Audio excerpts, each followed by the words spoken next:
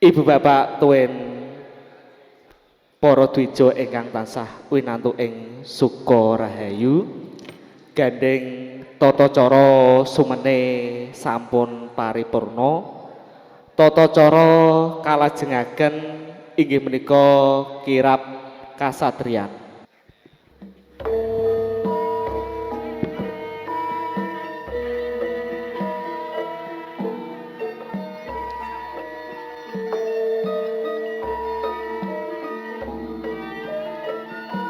Wus tinarbuka wiwaraning panti busana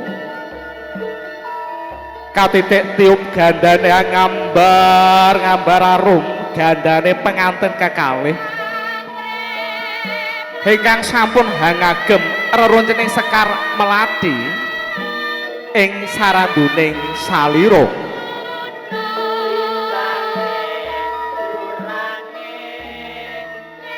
ranta pruntuk endahing kangge nyolong mampah jumbuh pring rerengganing irama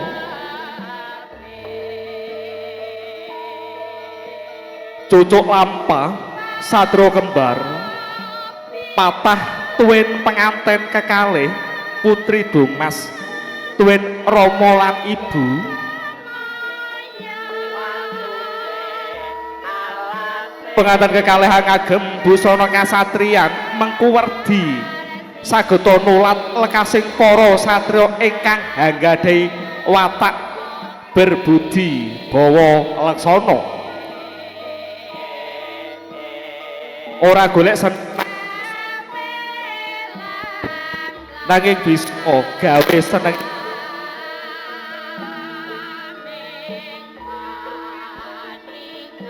ora golek pitulung nanging bisa dadi pangayoming liyan boten golek pepadang nanging bangkit kinarya teken tumrap kang nandhang pepeten pengantin putri yang ngagem cunduk mentul cacah pitu tinata mager pindha kepat panyuning mugi-mugi gesangipun tansah entuk seseger saking Gusti Kang Maha Mirah sekar melati rinunce dawah dodo pralambang jejering titah siaga handodo sedaya lelampahan ingkang badhe sinandhang sangsangan wulang tumanggal panyunan mugi pinaringan kacekapaning boga lan sastra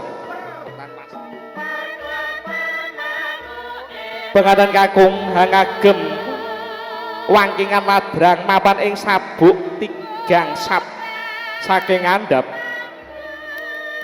pepengin supados anggenipun ngupadi kamulyan boten kesesa hanggayuh pucaking pangkat lan derajat sampun pratenging sasana adi irnengga kanthi rahayu tanpa ridu lampahing sang satriya sang suba manggala asung sasmita lenggah kanthi kebaking subasita Dia sang suba manggala lumengser kundur pring papan soang-soang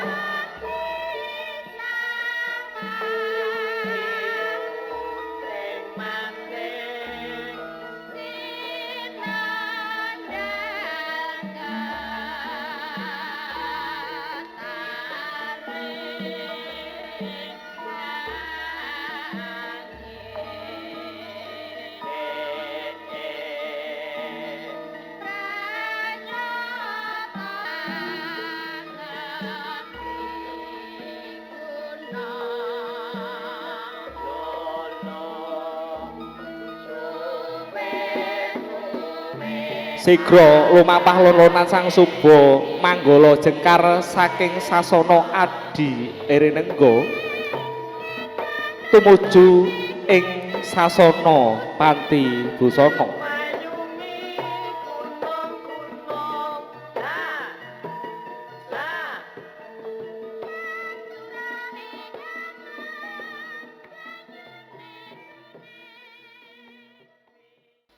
Para tamu ingkang tansah winantuk ing karaharjan, purna tata cara kirab kasatriyan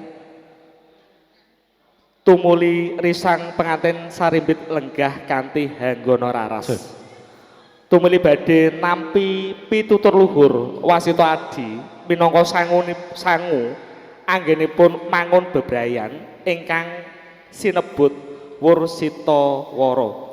Katur dumateng Bapa Ngadiman wedal tuwin sasana kula sumanggaken.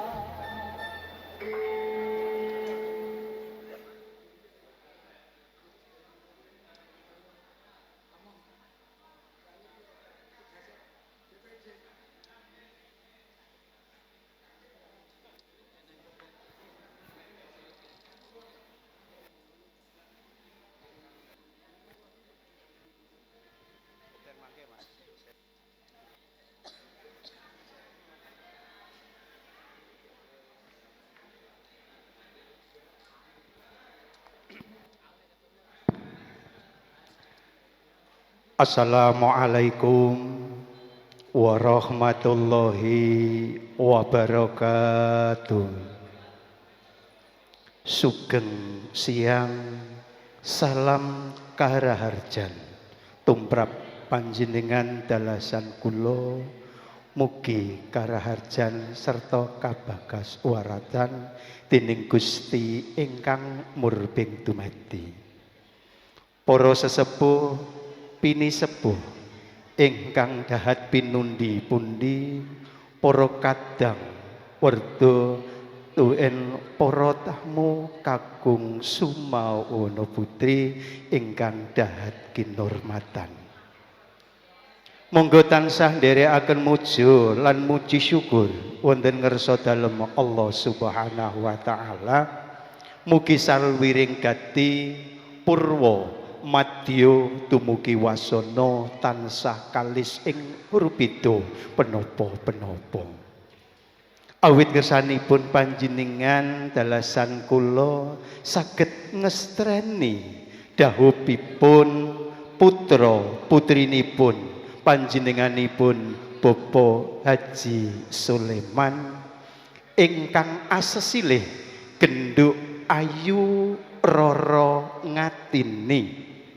Dalah dahup pikantuk nak Mas Bagus Muhadi putranipun panjenenganipun Bapa Sugiono ingkang saking telatah Gabus. Para rawuh kakung Sumawana Putri, pamundhutipun saking keluarga kageng kula wonten ing kalodhangan punika dados ular-ular kangge temanten kekalih. Namung saderengipun nyuwun idi pangestu dumateng Rama dalah ibu dalah sedayanipun, nyuwun idi pangestu ing sakmangke mbok menawi wonten kitaling wicara bleroning wirama kirang ing Subasita nyuwun pangapunten sak kadah-kadahipun. Wonten ing kalodhangan genduk penganten kekalih panjenengan sak menika sampun dados bali wisma, panjenengan menika kedah njunjung dhuwur asmaning wong tuwa. Wong tuwa padha ngendikan, wong tuwa iku kudu bisa tutur lan bisa sembur. Mila kewajiban tiyang sepuh menika kedah tutur lan sembur. Senaosa putra sampun gadahi kaya ingkang kathah, lamun to ugi putra sampun pinter tuwin sarjana, nanging tutur lan sembur punika mboten saged uwal dhateng tiyang sepuhipun. Nak Mas penganten kekalih sak panjenenganipun sak badanipun ijab kala wau panjenengan sampun beda mboten kados adat sabenipun, panjenengan sampun mboten kenya lan panjenengan sampun mboten joko malih, panjenengan sampun gadahi tanggal jawab, panjenengan kedah milai anggenipun gegriyan, panjenengan kedah kawiwitan kala wau panjenengan kedah gegriyan, panjenengan kekalih menika dados panyuwunipun saking keluarga panjenengan, ati loro dadi siji tur kudu bisa nyeguyoni lan maragani wong omah-omah. Prayoga lan duga punika dadi kegandelanipun wong omah-emah. Nduk anakku, panjenengan kudu bekti marang tiyang sepuh kekalih. Tiyang sepuh kekalih panjenengan punika ugemi wonten ing ngendikanipun para sepuh birrul walidain. Bekti dhateng tiyang sepuhipun, ridhoning Gusti Allah, ridhone wong tuwa. Panjenengan kedah nyuwun bekti. Ingkang saklajengipun ingkang kaping kalih, tiyang gegriyan, tiyang bebrayan punika saged ayem, saged tentrem, panjenengan sedaya dipun milai saking jujur, dipun milai saking blak-blakan, dipun milai saking napa wontenipun, dipun milai saking pangupacara lan nebihaken saking ubra pakertana. Mula sedayanipun dipun tebihaken keluarga panjenengan kersanipun ayem tentrem, boten pinanggih alangan setunggal penapa-penapa. Duka prayoga dipun ibarataken nalika wonten tiyang ingkang numbak kendaraan sepeda motor, kendaraan wonten ing radosan ageng, kedah ningali rambu wonten ing radosan ageng, lajeng lumampah nalika lampu ijem, lajeng atos-atos mangertosi wonten lampu jene, lampu kuning, lajeng mandheg mboten pikantuk brak menika lampu abrit. Dosipun prayoginipun bale bisma menika wonten rambu-rambunipun abang, ijo lan kuning.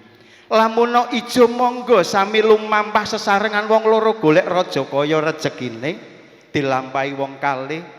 Lamun enten lampu kuning ngger iku aja mbok terak, kowe hati-hati ning ngarep iku ana jurang kang gedhe. Sing kaping 3ne ngger mandheka, aja mbok ganggu, iku bojone wong liya, aja mbok jawil, mbok apa-apakno, niku panjenengan kudu mandhek karena iku bojone wong. Ketoke kok ora keplok blas nggih. Apa ya dong rumangsani nggih, mulane aja ganggu, niku mandhekipun ngaten. Mugi kula panjenengan sedaya saged nelampahi anggenipun bali griya, mugi-mugi dadosaken keluarga ingkang sakinah mawaddah warahmah, amin ya rabbal alamin. Wassalamualaikum warahmatullahi wabarakatuh. Ya, monggo.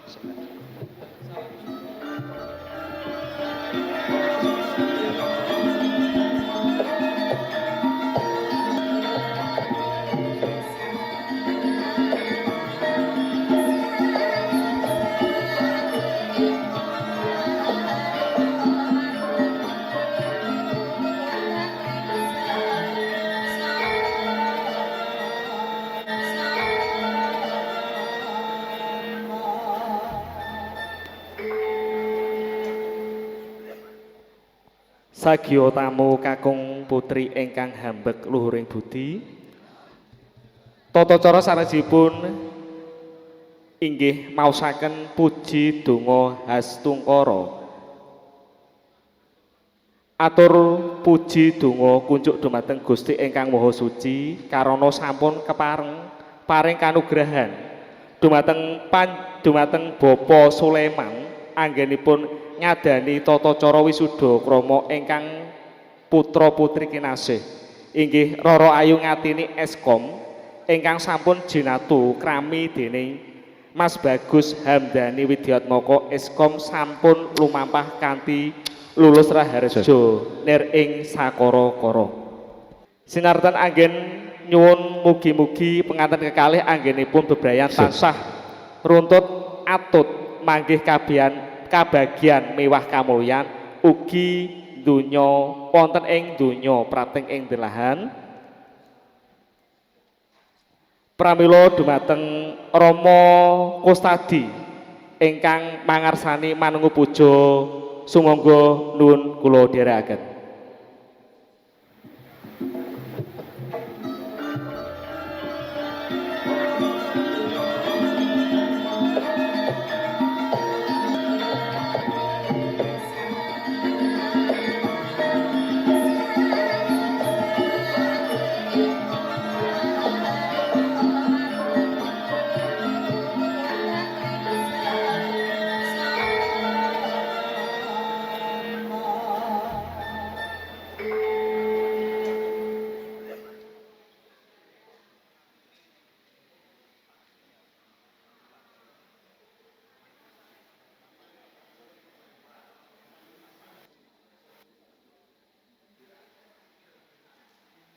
Assalamualaikum warahmatullahi wabarakatuh.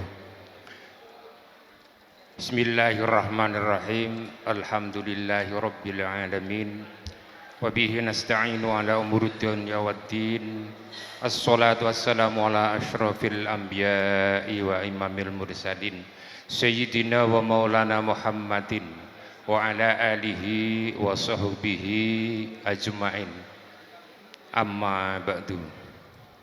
Sih tentrem rahayu nugroho wilasaning Gusti ingkang maha welas maha asih sanetiyasa tumedhak tumanduk kajiwa kasarira dumateng jiwanggo panjenengan dalasan kula Waradin sagung kulawarga Waradin sagung dumadi raharja rahayunis kala satuhu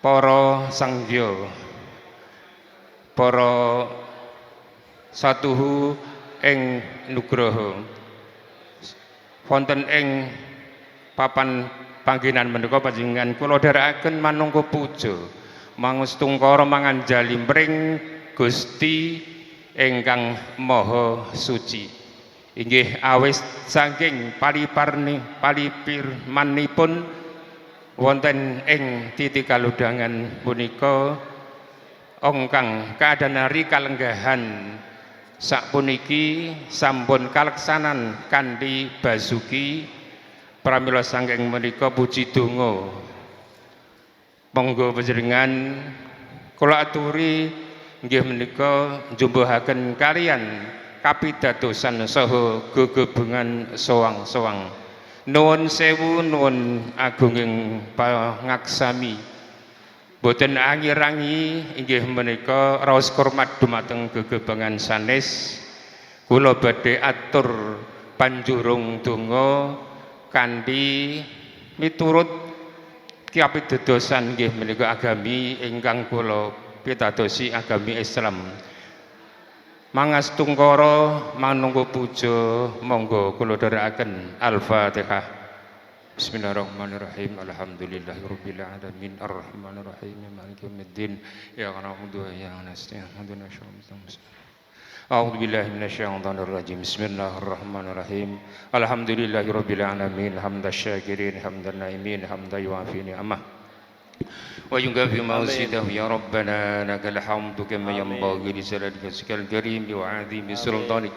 Allahumma ighfir lana dhunubana wa liwalidina warhamhuma kama rabbayana shaghira. Allahumma ij'alna wa ij'al auladana wa talamidana min ahli al-ilmi wa min ahli al-khair wa min ahli al-Qur'an wa min ahli al-ibadah.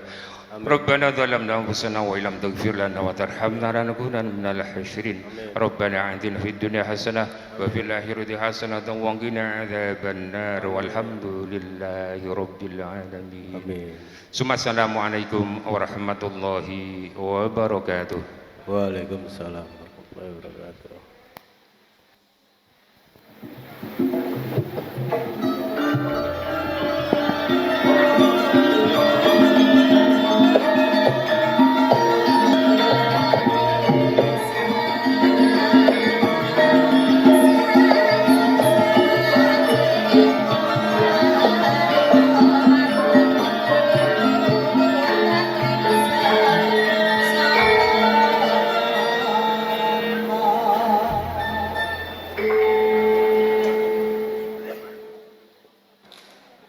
para pinisepuh, sesepuh ingkang binektenan, para tamu kakung miwah putri ingkang minulya. Panggih penganten kekalih wiwit purwa madya ngantos dumuguning wasana sampun lumampah kanthi slamet tanpa ribet. Widodone ing sambekala kanthi ngumandanging ladrang gleyong saha jengaripun pamangku gati penganten sarimbit miwah besan sekalian minangka tengara tata cara sampun ndungkap paripurna. Sepisan malih lumantar kula Bapak Sulaiman tuwin Ibu Rita Supriyatin ngaturaken panuwun ingkang tanpa pepindhan karana para tamu sampun kersa hangastreni tata cara menika ngantos dumugi paripurna. Mugi-mugi sedaya kesaenan para tamu Gusti paring leliru arupi kanugrahan ingkang salangkung ageng. Bapak Sulaiman tuwin Ibu miwah sedaya panawung kridha ngrumaosi bilih anggenipun nampi rawuhipun para tamu kathah kekikeranganipun. Lumantar kula nyuwun pangaksama salajengipun nderekaken wilujeng konduripun para tamu sedaya. Mugi tindak panjenengan ngantos dumugi dalem soang-soang tansah magih widodo kalih sagung rubida. Kempal manunggal malih kalian sedaya keluarga kanthi bagya mulya. Kula ingkang piniji minangka pambyawara klenggana kathah klentuning atur miwah kiranging subasita. Pramila saking menika nyuwun lumunturuning jala nidi pangaksami. Panutuping atur monggo sami sesanti. Jaya Jaya Wijayanti, Jaya pinayungan sing Gusti ingkang murbeng dumadi, rahayu ingkang sami pinanggih. Wassalamualaikum warahmatullahi wabarakatuh.